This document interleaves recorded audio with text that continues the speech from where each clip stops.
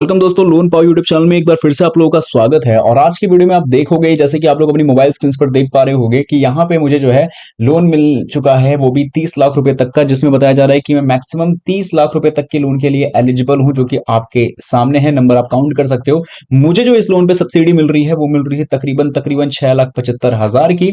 इसके अलावा और मैं आपको दिखाने पे आऊं तो यहाँ पे मुझे जो मंथली ईएमआई जो पे करना होगा 9% के हिसाब से, अगर अंदाजा भी लगा लें तो 30,430 रुपए मुझे महीने के हिसाब से जो लोन है वो इंटरेस्ट जो है पे कर सॉरी मंथली ईएमआई पे करना पड़ेगा। और जो लोन मुझे दिया गया है वो दिया गया है 15 साल के लिए। तो ये जो सारी चीज मैंने आपको दिखाई अब तक, ये आप लोग सोच रहे होंगे कि यार ये क्या, ये तो बना बनाया। तो नहीं, ये ऑफिशियल साइट जनसमत के प्लेटफॉर्म पे ही है। मुझे बस अप्लाई करने पे जाना है और मुझे लोन मिल जाएगा। लेकिन सबसे खास बात यह है कि जो लोन मिल रहा है 30 लाख पे, इसमें मुझे इतना तो मेरा सब्सिडी छूट ही जाएगा, यानी इसमें से आप माइनस भी कर सकते हो। और यहाँ जो मुझे जो लोन में जो सब्सिडी मिल रही है 35% तक की मिलेगी। मान लो मुझे 30 लाख तक का लोन मिला, अगर कोई व्यक्ति जो है इसी हिसाब से नंबर लगा देना है, तो 35% तक भी अगर मैक्सिमम माफ होता तो सोचो उसको कितने रुपए तक का लोन माफ हो जाएगा बिना किसी बात के भी।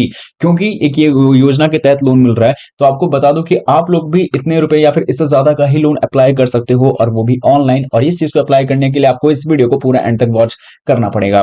पहले बता देता हूं कि आज की वीडियो में हम लोग बात कर रहे हैं पीएमईजीपी लोन, यानी कि prime minister employment generation programme, Hindi में गए तो प्रधानमंत्री रोजगार सृजन कार्यक्रम के बारे में आज इस वीडियो में बात कर रहे हैं। ऑलरेडी बहुत सारे बैंकों के माध्यम से किस तरीके से आप लोगों को आवेदन करोगे उसके बारे में डेडिकेटेड वीडियोस आ चुकी है, like Punjab and Sind bank या हो गया, या फिर आपका इंडियन बैंक हो गया, या और भी बहुत सारे बैंक। अगर आपने नहीं देखा है बट आपका खाता उन बैंक में, तो जाकर जरूर देखिए। फिलहाल अभी हम बात करने वाले हैं बैंक ऑफ बड़ौदा के बारे में कि अगर आपका खाता बैंक ऑफ बड़ौदा में है तो आप लोग कैसे पीएमईजीपी लोन को ले सकते हो। इसके लिए आपको इस वीडियो को पूरा एंड तक वॉच करने की नीड है। बाकी वीडियो पसंद आती है तो चैनल को सब्सक्राइब करना ना भूलें, और वीडियो पसंद आती तो प्लीज लाइक भी करें, शेयर भी करें, एंड कमेंट्स में लिख के बताना है कि क्या आप लोगों का खाता बैंक ऑफ बड़ौदा में है, और है तो यस लिख के बता सकते हो। पहले बता दूं, वीडियो के अंदर सारी चीजें स्टेप बाय स्टेप होगी, तो आप लोग वीडियो को प्लीज एंड तक वॉच करना। तो आपको दिखा दें, ये हमारी वीडियो है जो कि मोबाइल स्क्रीन पे आप देख रहे होंगे। वीडियो के जस्ट नीचे आपका ये टाइटल होता है, तो टाइटल पे आप लोगों ने क्लिक करना है। जैसे क्लिक करोगे आपको डिस्क्रिप्शन बॉक्स खुल जाएगा। डिस्क्रिप्शन बॉक्स के अंदर आपको मिलती है यहाँ वेबसाइट लिंक, जिसको मैंने यहाँ पे अंडरलाइन किया है। तो इस वेबसाइट लिंक पे आप लोगों ने क्लिक कर देना है। जैसे ही वेबसाइट लिंक पे आप लोग क्लिक करोगे सीधा पहुंच जाते हो लोन पाओ डॉट इन के ऑफिशियल वेबसाइट पे। यहां पहुंचने के बाद सबसे पहले आपको दिखा दूं कि यहाँ पे बहुत सारे बैंक्स के बारे में है कि अलग अलग बैंक आपको जो है अलग तरीके के लोन देंगे, जैसे कि पर्सनल लोन, होम लोन, या फिर बिजनेस लोन, या फिर MSME loan, government sponsored scheme के अंदर जितने भी लोन आते हैं वो लोन। तो यहाँ पे सबसे पहले आने के बाद आपको यहाँ पे एमएसएमई लोन पे क्लिक करना है, क्योंकि हम लेने वाले हैं एमएसएमई लोन ही। पीएमईजीपी लोन एमएसएमई लोन का ही हिस्सा है। और दूसरी बात, जिन लोगों को ये कैटेगरी शो नहीं हो रही है वो इन कैटेगरीज को इजीली अपने फोन में अनेबल कर रहे हैं। जो लोग फोन में इस वेबसाइट को ओपन करेंगे तो कैटेगरी ऊपर नहीं दिखेगी। इसके लिए आपको मेन्यू बार के ऑप्शन में क्लिक करने की नीड है। यहाँ लेफ्ट साइड में आपको मिल जाएगा बार पे, 3 बार पे क्लिक करना, मेन्यू बार अनेबल होगा, देन कैटेगरी भी उसके अंदर मेंशन है। एमएसएमई लोन पे क्लिक करना, देन इसके बाद आपको डायरेक्टली जो है सर्च के बटन पे चले जाना है। यहां जाने के बाद आपको लिखना है बीओबी या फिर बैंक ऑफ बड़ौदा पीएमईजीपी। इतना कीवर्ड डालने के बाद आपके सामने रिजल्ट आएगा कि बैंक ऑफ बड़ौदा से पीएमईजीपी लोन को ऑनलाइन अप्लाई कैसे करेंगे। आपके सामने आर्टिकल आ चुका है, तो इस आर्टिकल को पूरा एंड तक पढ़ लेना। एंड पढ़ने के लिए रीड मोर के ऑप्शन पे आप लोगों ने क्लिक करना है, जिससे आपका आर्टिकल डिटेल में एक्सपांड हो जाएगा। अब मुझे ये बात बताने की जरूरत नहीं होनी चाहिए कि ये जो लोन है वो दिया किस लिए जा रहा है। इस लोन के टाइटल में ही इस लोन की पूरी बात कह दी जाती है, जो कि prime minister employment generation programme. कहने का मतलब ये है कि यहाँ पे आपको ये जो लोन है वो एक ऐसा बिजनेस बनाने के लिए दिया जा रहा है जो वो बिजनेस बहुत लंबे समय तक सस्टेनेबल रहे, बहुत लंबे समय तक दौड़े। उस बिजनेस के बनने से बहुत ज्यादा लोगों को काफी समय तक, बहुत ज्यादा समय तक जो है उनको रोजगार मिलता रहे, और अच्छा खासा अमाउंट तक का रोजगार मिले कि लोगों को जो है कभी भी अनएम्प्लॉयमेंट फील ना हो, वो एम्प्लॉयड रहे, मतलब कि अच्छे तरीके से जो है एम्प्लॉयमेंट अर्न कर सके, मतलब कि बेसिकली नौकरी कर सके, पैसा कमा सके, कोई बेरोजगार ना रहे। तो इसलिए आपको ये लोन दिया जा रहा है। अब यहाँ पे इस लोन को देने के बाद जाहिर सी बात है, लोन है तो इंटरेस्ट रेट भी होगा, रिपेमेंट भी होगा, और ब्याज दर वगैरह की बातें होगी। तो मैंने आपको इंटरेस्ट रेट के बारे में बता दूं तो एक अनुमानित नंबर है, ये कोई मेरा फिक्स नहीं है, और बैंक भी आपको इतने पे ही लोन देगी ये भी फिक्स नहीं है, बट 8 से 15% के आसपास में आपको लोन मिलने के चांसेस है। मैक्सिमम इससे ऊपर भी हो सकता है, या फिर जो मैंने नंबर बताया इससे डाउन भी हो सकता है, क्योंकि ये डिपेंड करता है बैंकिंग पॉलिसीज पे एंड करंट फाइनेंशियल जो रेट्स चल रहे हैं उसके हिसाब से, और भी बहुत सी चीजें फैक्टर करती है। इंटरेस्ट रेट पे बात बता दी है, तो रीपेमेंट का भी बता दूं। वहां पे आप लोगों ने देखा होगा 15 साल तक का समय मिल रहा है, बट जरूरी नहीं है। लोन आपको हो सकता है 10 साल 7 साल के लिए ही मिले, क्योंकि डिपेंड करता है ना एलिजिबिलिटी क्राइटेरिया पे और बैंकिंग पॉलिसीज पे। और जहां तक बात रही लोन अमाउंट की, तो मान लो कि अगर आपको 25 लाख से ऊपर का लोन चाहिए और आप एलिजिबल भी हो, तो आपको मिलने के मोस्टली चांसेस है, लेकिन कंफर्म मत रहना कि आपको इतना ही लोन मिलेगा, क्योंकि ऑलरेडी मैंने बोल रखा है, बैंकिंग प्रोसेस एंड आपके एलिजिबिलिटी क्राइटेरिया पे डिपेंड करता है।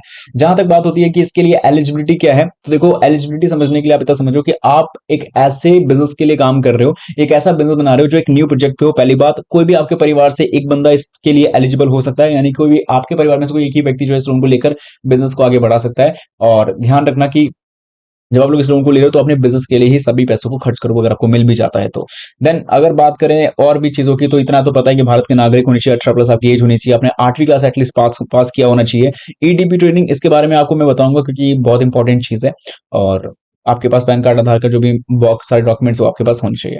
अब बात करते हैं अप्लाई कैसे करेंगे, तो इसके लिए आपको विजिट का लिंक जो है इसी के अंदर मिलेगा, सीधा क्लिक करना, जो सीधा ले जाएगा आपको bank of Baroda PMEGP loan के ऑफिशियल वेब पेज पे। यहां जाने के बाद यहां पे आपको देखने को मिलेगा कि पीएमईजीपी लोन को कैसे लेंगे। ऑब्जेक्टिव्स क्लियर हैं तो यहां पे मुझे बताने की जरूरत नहीं होनी चाहिए। एंड स्कोप जो है वो मैंने आपको बता रखा है, और मैं दोबारा बता देता हूँ, यहाँ पे मैक्सिमम कॉस्ट जो है project admissible under manufacturing sector वो 50 लाख तक का है, एंड सर्विस सेक्टर के केस यानी बिजनेस सेक्टर के अंदर 20 लाख तक का है। ये जो लोन है वो आपको रूरल एरियाज के लिए भी उतना ही मिलेगा जो अर्बन एरियाज के लिए, बिकॉज अंडर माइक्रो सेक्टर के अंदर, इंटरप्राइज सेक्टर के अंदर ही आता है मेरे हिसाब से। एंड जो मैं सही पढ़ रहा हूँ मेरे हिसाब से यही चीजें हैं, बाकी आप देख लेना। बाकी यहाँ पे जो है न्यू प्रोजेक्ट्स के लिए जो है इस लोन को अंडर द स्कीम्स अवेलेबल रहता है, और बाकी मैंने बता रखा है कि the assistant under the scheme will not be available to activities indicate the negative list under to the scheme. तो कुछ चीजें हैं जो ध्यान में रखना है, तो नियम भी वगैरह पढ़ लेना आप लोग। एलिजिबिलिटी मैंने बता ही रखी है आपको, तो उसके बारे में ज्यादा खैर क्या ही बताना, जो मेन मेन चीजें मैंने आपको समझा रखी थी। और एक चीज है जो कि है यहाँ पे, for setting up of project costing of 10 lakh in the manufacturing sector and above 5 lakh in the business sector. तो शायद ये एक क्राइटेरिया है, एक लिमिट है जिससे शायद ऊपर की बात की जा रही है। एंड नोट करने वाली चीज क्या है वो आप यहाँ पर देख सकते हो, ठीक है। कौन से बेनिफिशियर्स लोग, केवीआईसी है, केवीआईबी है। और सब्सिडी की जहां तक हम बात करते हैं तो वो भी समझ लो।